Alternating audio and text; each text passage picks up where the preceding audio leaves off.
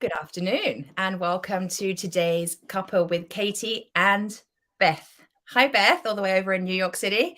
Hi, Katie. How are you today? I'm hot. I'm not sure why I'm drinking an extremely extra hot drink right now, to be honest. It's like Scorchio in the UK today, and I'm loving it. What's it like in New York? Scorching.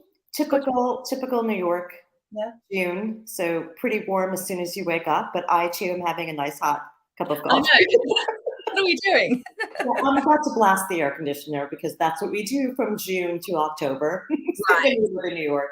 Right. Yeah. Well, darling, thank you so much for joining. Because I know it's early in the morning. It must be, what is it, 7 or 8 o'clock for you right now? It's 8 o'clock. It's totally Okay. fine. I've been up for a few hours, early riser. So very happy to chat with you. Yes, we are both early risers. Thank you. So I'm very excited to have this conversation. I mean, you and I have spoken, but very briefly around your experience of the Meet Your Soulmate 5-day challenge and how you then went on to meet your man. And I've just heard that you're in the process of a potential relocation.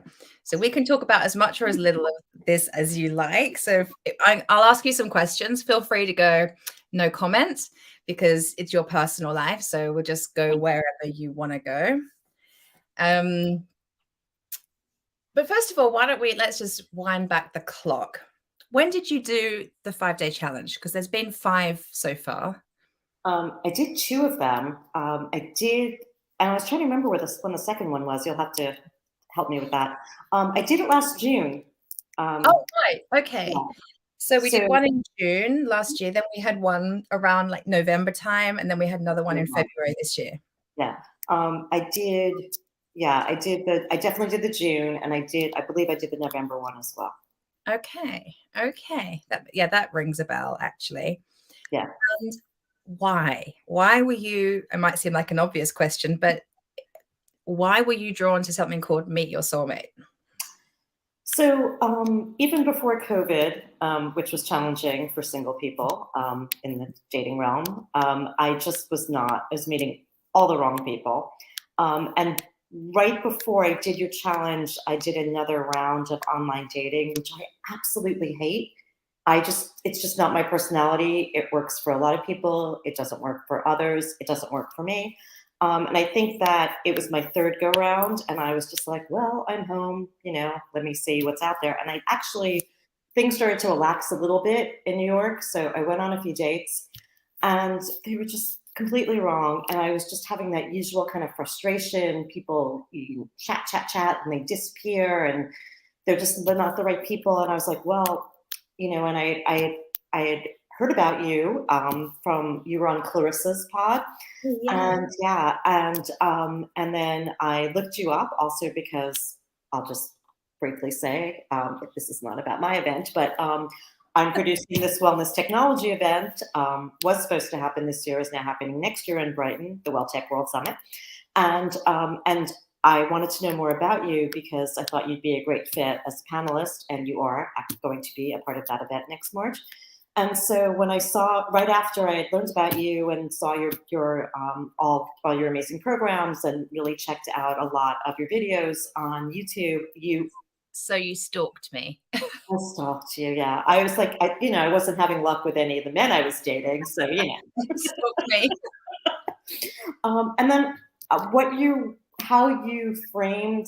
Well, first when I was soulmate, I have to say for a second I thought it might be like dating strategy and those kinds of tips, and I was not down for that.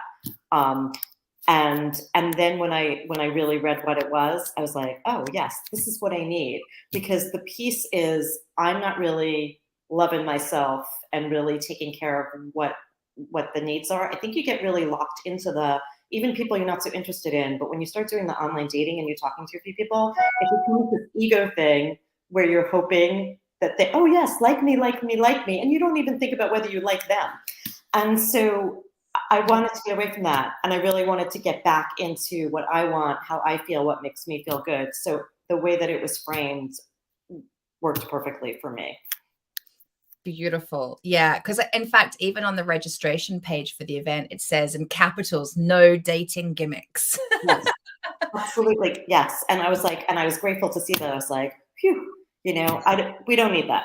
So yeah, absolutely. So that absolutely drew me to it. And then when you started sending the materials of like what the days would be, I was like, this is absolutely 100% for me. So good. So good. And I hear you, like your story is not uncommon, especially for women over 40. There's a real, like, I mean, I don't think I've come across anyone that said online dating's amazing. I love it at any age. And women over 40 in particular are like, oh, I'm busy. I got stuff to do. I'm running a business. I've got kids. I've got elderly parents. I don't have time for the whole online dating thing. Right, there are a ton of belief systems that actually we can work with and flip and find more abundant like mindset around to make dating online more joyful. And my way of helping women to call in their soulmate or their person is super energetic. So while the mechanism might be an online dating site, it happened to be for me in the end. I was super anti online dating. In the end, that was the way James came in, and it was quick and easy and fun and painless. And I'm like super quick within a couple of days. So I wasn't even on there for very long. But like how they come in, I love hearing the stories from clients. Like there's another woman that I'm hoping she'll let me interview her in the next couple of weeks.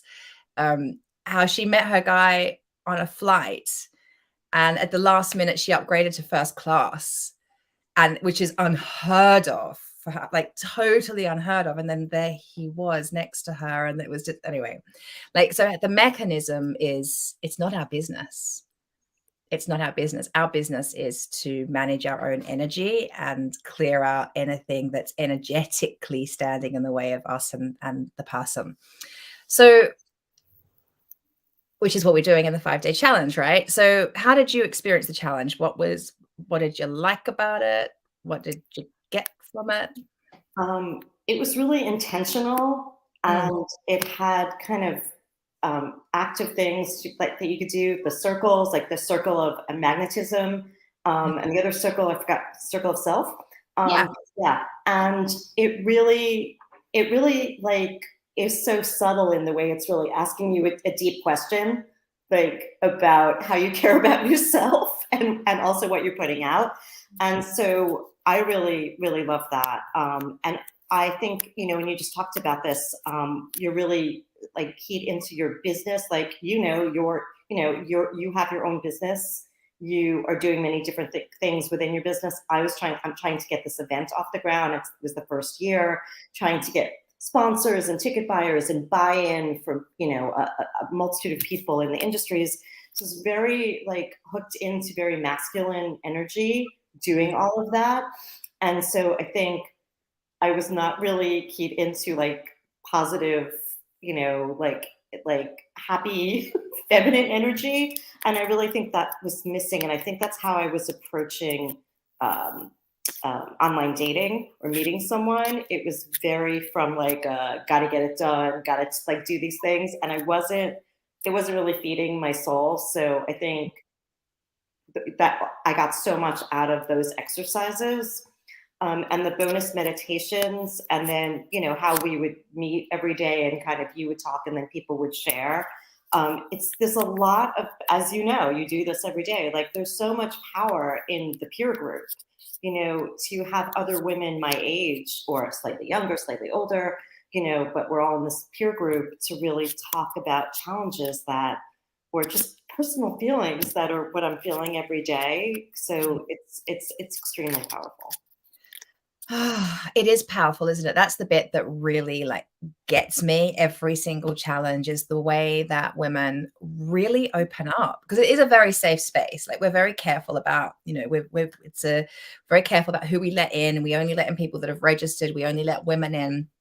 To date, touch wood, we've never been bombarded by anybody with any or ulterior motive for being in there. It's always been very safe. But we're hot on that and really keep an eye on that. And just, yeah, watching women just share. We're reminded that sisterhood is safe, and we're reminded that part of our feminine essence is to be with other women and to talk and to share how we're feeling. Like, we're just not given the time and space in our society enough. And yeah, it's very freeing. Also, to realize you're not the only one that feels what you're feeling. That's incredibly liberating, isn't it? It really is. It's, Mm. you start to think, because even in like my personal peer group, like I had a lot of single friends, and there's the particular friends, you're always like sharing your dating horror story and commiserating. And then, one by one, they were like meeting people. And, even I've had people get married in the last couple of years, like completely out of the blue. And, on a individual level, like their circumstance isn't necessarily what I would want. But the point was, they were meeting someone they were really happy with, and it Yeah. wasn't really happening for me. And so you start to feel like, woe is me. And then you get to the place when you're over 50 of like, okay, well, I have this business and my family's good and my friends are great and I get to travel and whatever. And obviously this is pre-COVID. And I'm like, okay, so maybe it's just not in the cards for me. And you really get to that place. And New York, I have to say, is particularly challenging. And that's not just for me. I have a lot of friends who were single or miserable dating in New York who've moved to other cities, and a variety. I'm talking London, LA, Dublin, and they've all said, "Oh my God." They've all met their person when they moved, and they were like, "God, New York is really particularly challenging." Interesting. Interesting. So from my perspective with the cap I wear, I'm like, but that's a belief system. Right. So, okay, well, all right, let's move on from, oh, no, actually, I'm going to pick up on one point that you said then, which I really like. This idea that the sisterhood and the sharing, what came to mind for me as you were speaking was this idea of, quite often when you're single, you are getting feedback from other people, whether they're single or in relationship, that, oh, it's so hard. It's a nightmare out there. There aren't enough good men. Like, you hear all of these stories. This is the chat. This is the conversation that goes on. In the Meet Your Soulmate group, of course, people are sharing. That's their fear. That's their concern. It's their story. It's their experience even. And the energy in the space is, what else could be true? It's like, I'm not going to, as the head coach, I will never collude on any of those stories. I'm not going to collude on the victim story. I'm not going to collude on the poor me, or it's really hard. I understand. And it's a safe space to feel your feelings around that, because it's correct that you would feel that way. And this is a space where we go, yeah, I hear you. And what else could be true? Like, what Yeah. else could be Yeah. possible? Like, it's all about, let's just move you into an expansive space. Yeah. Would you Yes, agree? I totally agree. And I think part of the support is not just commiserating in, oh my God, yes, you too, you've had that miserable feeling or experience, but it's also when you make a point and someone comments on how powerful and why it was meaningful to them, the rest of us will expand on that. So we're very ready to go to the positive place. And I think, kudos to you, because you create that environment, and the exercises you give us set us up for that. So Mm. I think it is like group therapy. Like, you're ready to purge. Like, you want to share your negative experience, get people to say, "Yep, me too," so you don't feel alone. Okay, now we've spewed. Now we're ready to go to the good place and fix it, and fix whatever's not working for us. So I think that absolutely happens every day of the challenge. Yeah. Yeah. Thank you. You've summarized that perfectly. Perfectly. Yeah. Really good. So you went on to meet your man after the challenge. What was it about the challenge, do you think, that opened up that possibility for you? And then we'll get to, I want to hear about the meet cute. I want to know how you met. I want to hear all the juicy details. But what was it Um, about the challenge? Like, what unlocked for you, do you think? it just, in like simple terms, it just opened me up. Like, it freed me to be responsive. Like, because we met on Twitter, and Twitter, yes, not Tinder, because so many folks said to me, "Don't you mean Tinder?" And I'm like, "No, I mean Twitter." That I, like commented on something that he posted, that he tweeted, and that's how it all started. And I normally would have been like, Sorry, when you commented, did you know you fancied him, or did you just like what he'd written and I commented? just like what he responded to a survey with an answer that I was going to give. And so normally I would have just been like, oh yeah, this guy, like that's what I was going to say. And I would just go about my day. But I felt emboldened to like just say, hey, that's what I was going to write, and, um, it was the survey. It wasn't like there were finite answers to this. So it's not like it was so bizarre that he wrote what I was going to write, but I felt the need to comment on it. And then the banter started from that. And so, yeah, I think, and I did that with a few other people. Like I got more, brazen, I guess. And really tweeting at a stranger isn't really brazen for a lot of people, but for me it was, because I don't normally do that. And I think the answer really is that the challenge opened me up to be more authentically me. And and more authentically me is a person who's a risk taker and just puts it out there. And if you don't like it, you don't like it, and I'm not your cup of tea. That's fine. But I think that for reasons that happen to a lot of women, you get menopause, your body changes, your brain changes, you are bogged down with work. We're coming out of a lockdown that was emotionally difficult for everyone, challenging in a lot of ways. I think that a lot of my brazen and a lot of what was authentically me was tampered down. And I think the challenge helped to crack me open. Gosh, the timing seemed really perfect then, didn't it? Because you're right. I think the pandemic, I know for myself, even like I've traveled so much over the years. I've traveled around the globe solo so many times I couldn't even count. I've put myself in all sorts of weird and wonderful situations, some quite questionable in my 20s. Not sure how I survived some of them.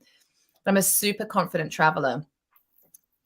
Lockdown had me like panic stricken at the idea of traveling. And it wasn't even out of fear of getting sick. It was just the red tape. I don't know. It was like I'd also become so insular. I'd become such a little homebody.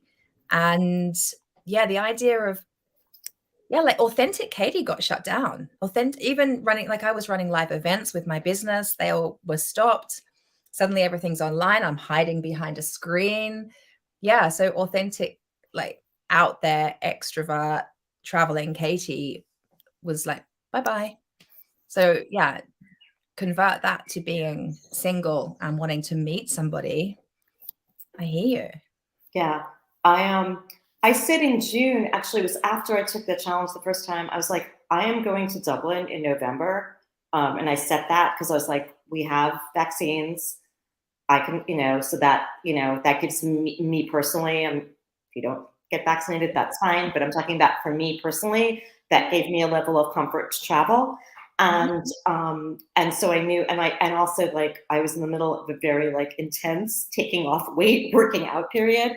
And I really set the intention to, in November, I'm going to look, feel, have peace of mind. I can go to Dublin. I was working on this event that was supposed to happen in Dublin this year. So I was like, I have business meetings and I want to see some old friends because I had lived there for 2 years and it was a happy place for me. And so I was like, I'm going in November no matter what. And I did. And while I was there, I saw someone from the past, someone who was a friend, platonic friend, but there was always a little bit of undercurrent.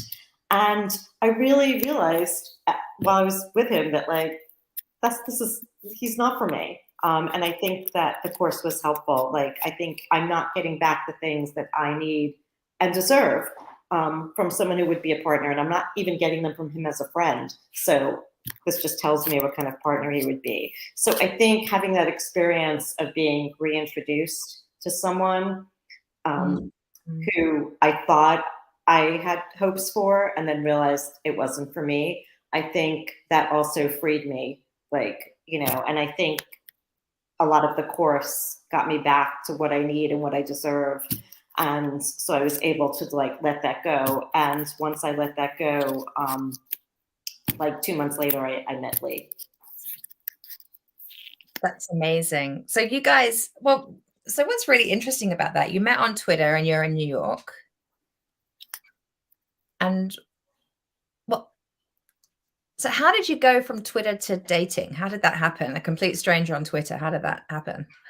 So, we're all on Twitter, like we're all in our little echo chambers of things that you're interested in. So we were kind of like in a music, mod culture, Paul Weller, crazy echo chamber, because that's our things.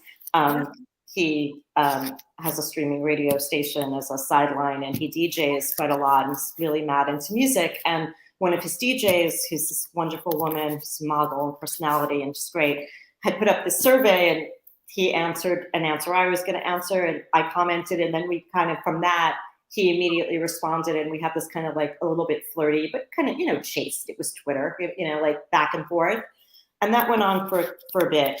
And that was like on a Wednesday or Thursday. And then I was like, well, and I looked at his profile and I was confused because it said like a few different locations in the UK, but then there was an Irish flag. And then there was a big photo of the Brooklyn Bridge and the New York skyline. And so I was like, where does this dude live? And so I was like, okay, this is fine, whatever.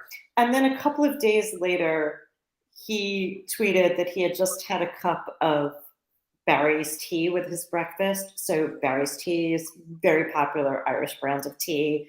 If we were both in Ireland having a cup of Barry's tea, 1,000 people are having a cup of Barry's tea at that moment. But I'm sitting in Brooklyn and I just had mine because I always bring it home. And he was having his in the UK at the same time. And he happened to tweet about enjoying his breakfast with his cup of Barry's tea. He's half Irish.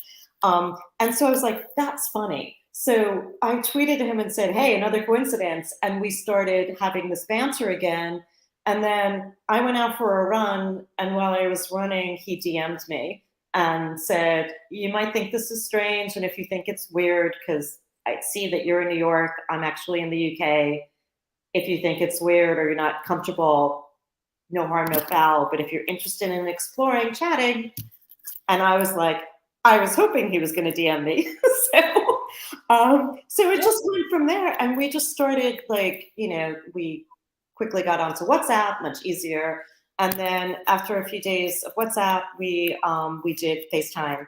And then it just rolled like that from there.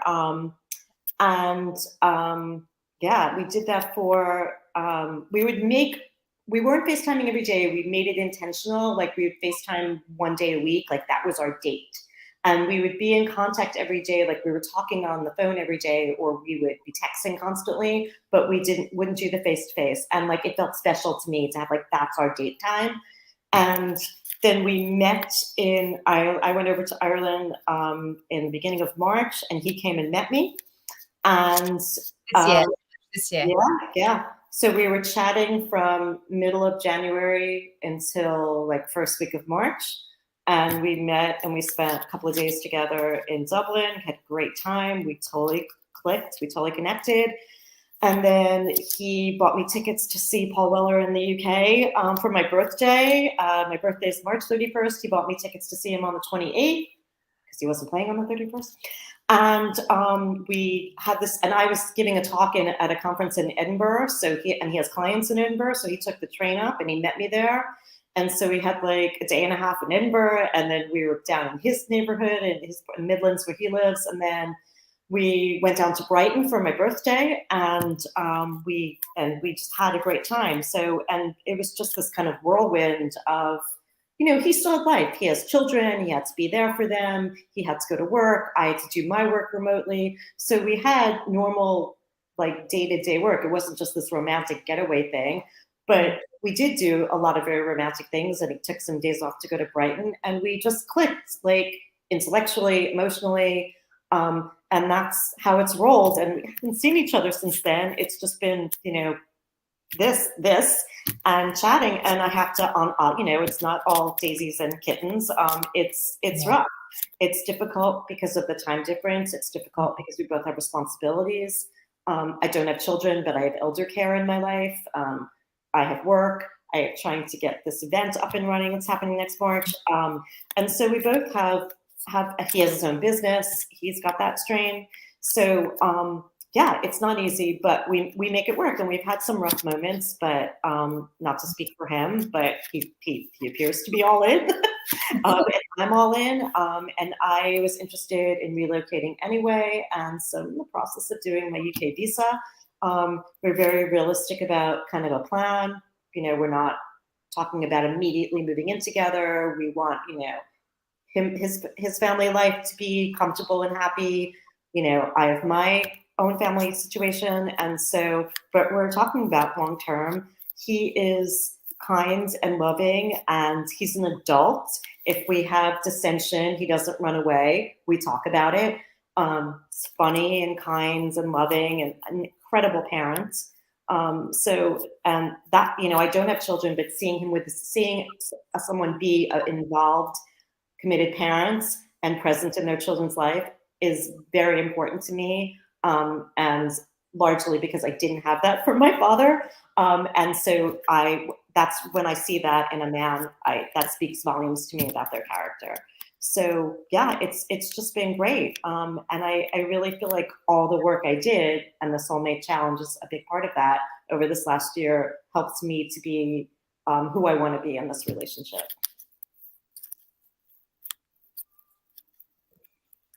So thanks. Pleasure. Layla said it, who's watching. Hi, Layla, by the way. And anyone else watching, feel free to comment and say hello. I'd love to know. And if you're on the replay, just type #replay. I mean, the synchronicities that you just been to Dublin because you were looking to run an event in Dublin. You live in New York. You meet this guy that's got this Irish New York connection thing going on.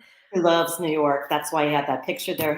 He's like amateur photographer, and he took a lot of photos there. And the photo that he took is quite nice, so he put it up his profile. And just to say, so when I started doing a little Googling, there's someone who lives in Brooklyn, like very close to my neighborhood, who has the same name as he. And it was hard to see his photo first on Twitter. So I was like, wait, is this a British guy who lives in Park Slope, Brooklyn? Or like, so so first it was a little confusing, and then I figured it out. So yeah, but he knew I was in New York for my profile. And so, yeah, he took a leap, and yeah, and we've both gone with it.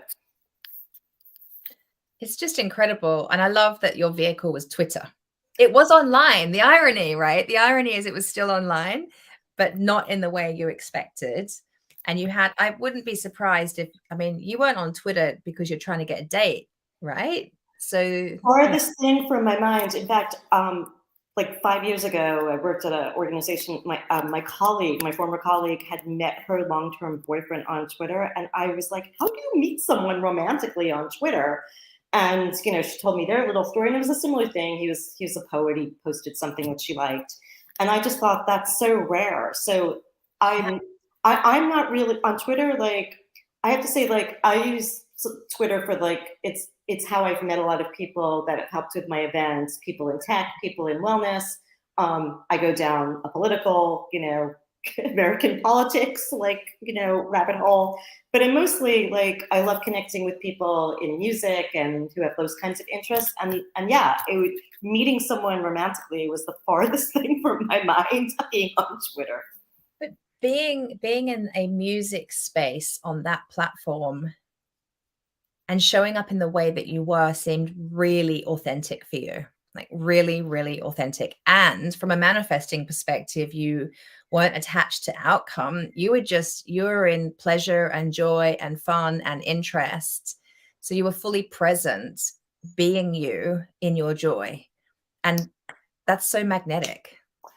What you're saying is completely true, and not to turn this into a Paul Weller appreciation podcast, but he is like the soundtrack of my life, and I've been a fan since I'm like 13. And you know, in the US, even though he's massive everywhere else, he's not really like big in this country. So I've spent my whole life like going on dates with people and they don't know who the hell he is. And so it's so nice to be in this space. So being in that music space and chatting with these people, it is joyous. It's exactly that. It's something that gives me pleasure, reminds me of like gigs and events and having met him and just happy times in my life. So I love chatting with all those people. And most of those people are in the UK. There are a few people in other places, but it is like a happy place because everyone chats about their shared experience of gigs and music and, and so, yeah, absolutely. So I think I was showing up in a really joyous way. Yeah. And, when I'm speaking with clients and they're like, well, what do I do? Because of course this comes up. What do I do to get out there? Like I've done all this inner work. So what could I be doing to take action? Because there is an element of taking action. You can't just sit on your couch. But you were sat on your couch taking action in the space of Twitter and in a music space, because we talk about, what we actually talk about is, what would feel good for you? So it's really about receiving your desire around how you would like to spend your time and just trusting that the person's going to come in a way you could never expect. So, and that might be with some intention around dating, like join a meetup group, like go join that gym you've kept, do the class you keep wanting to do, take the painting course, go on that retreat, like hang out in a space with like-minded music people. But that's a really important part of taking action and showing up. But you just did it in like, you didn't even know you were doing it. It was so good. Yeah, it's true. It's really interesting because we've all kind of seen the quote like in various ways about like trusting like divine, intervention and timing. And to like, if something's meant for you, it won't pass you by. And I'm really a believer in that. So I think like when we first started tweeting at each other, like I was like, oh, it would be nice if this guy DM'd me. But then that was a passing thought. I wasn't attached to it. I just let it go in and out. And then a few days later, that's what happened. So I think we have to just like let it flow and not be like, because I think a lot of times, especially when you're in the middle of like rants with people on online dating, you're like waiting for the next response like this. And we forget that people have lives. They have to go pick up their kids or do some work or, take out the garbage. And they can't constantly be chatting with you. So you just like let it flow. Yeah. Yeah. So many things are coming to me and I know we need to wrap up in a minute. There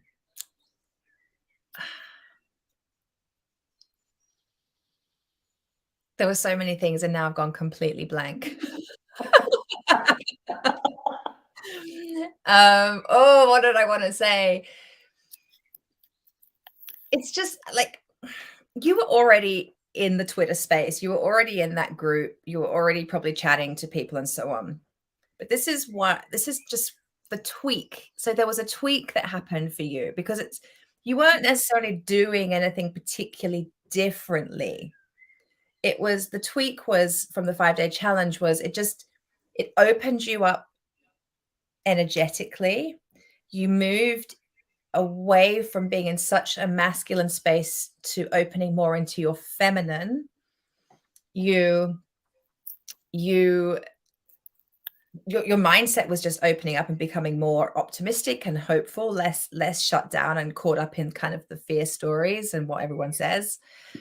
And you were inspired to be more authentically you. You're inspired to kind of just get back out there on the back of what the pandemic had created in you. Yeah.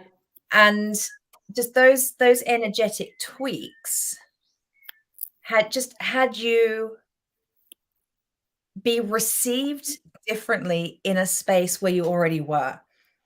Like, does that feel true? Yeah, it does. It really is like this subtle mind shift of like, from like, I can't be bothered to like, why not? Like I think before I might have just looked at what like, oh, I was about to tweet that and he tweeted and be like, I should write some, I can't be bothered. Who cares? Like, but instead I was like, I'm gonna say to that, say something to that dude.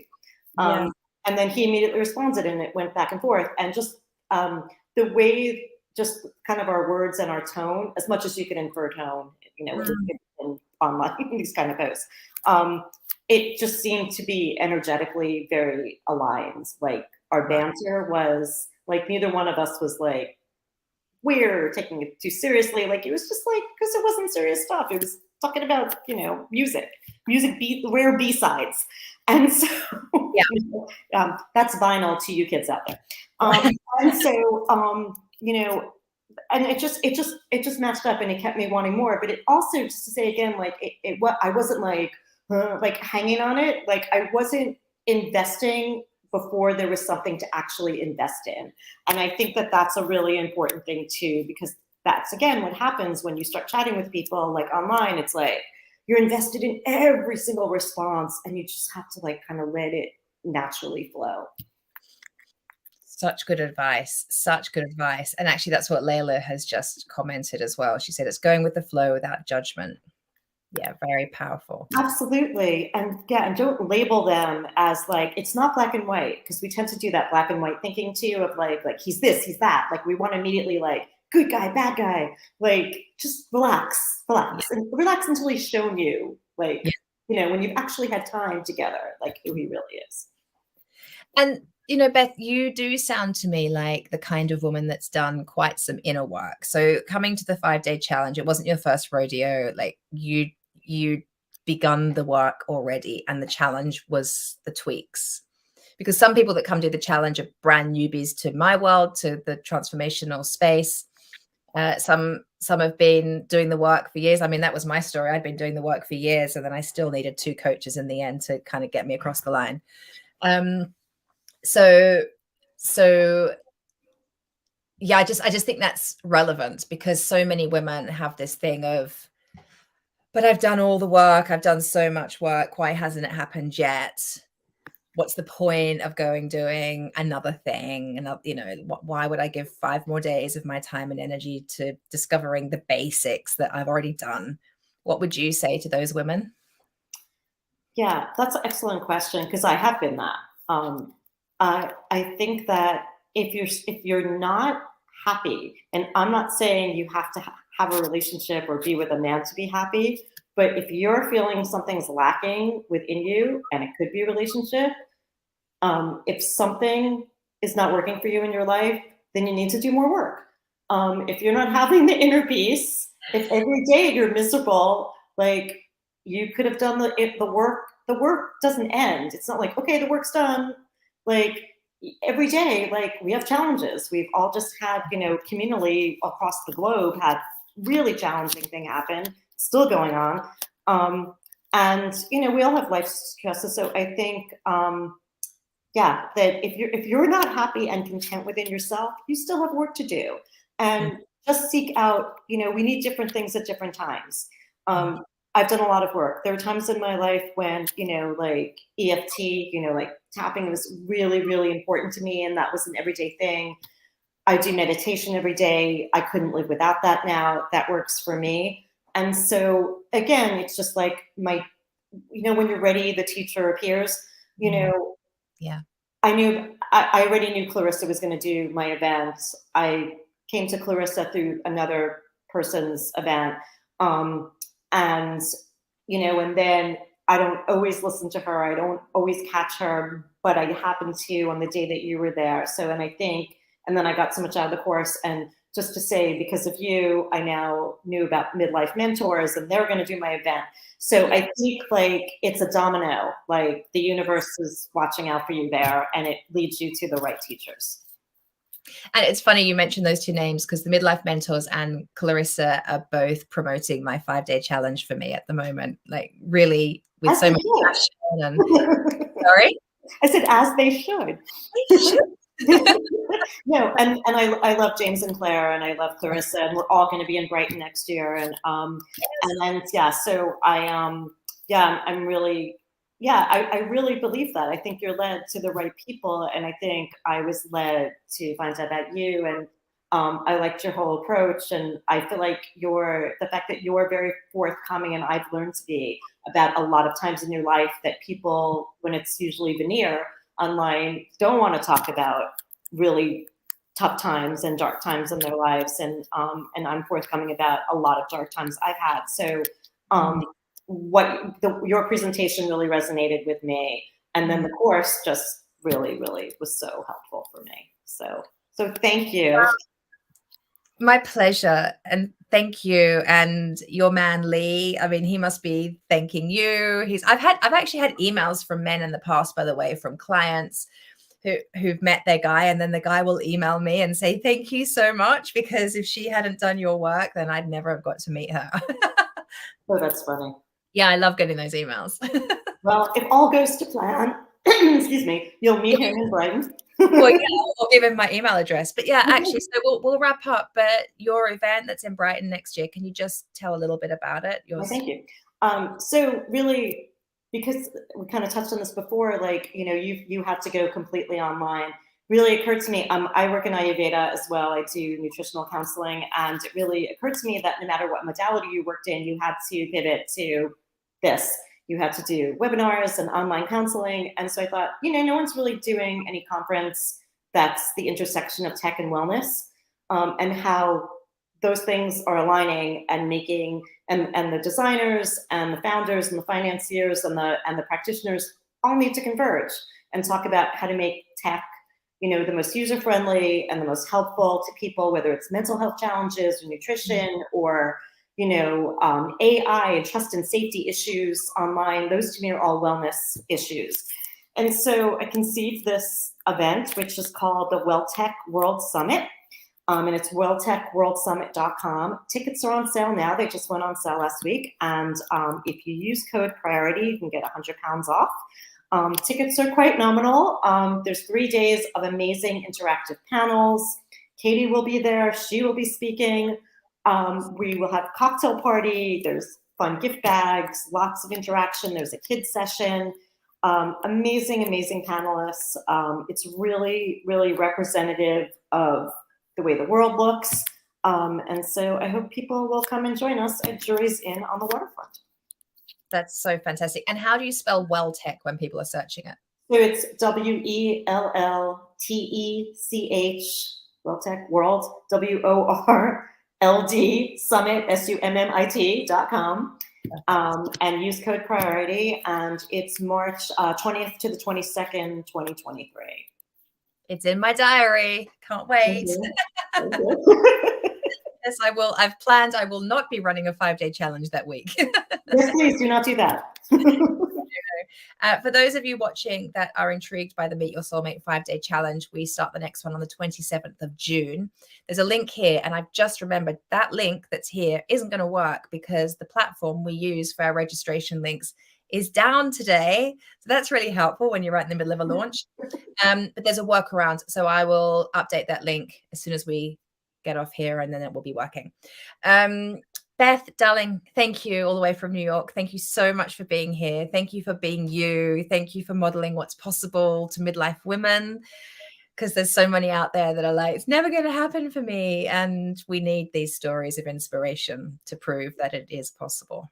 Well, thank you for inviting me. Love talking to you as always. Thank you for how you've helped me, and thank you for letting me do that little pitch for the event. And yeah, I'm thrilled to be talking to you today. See you later, Beth. Bye, everybody. Lots of love.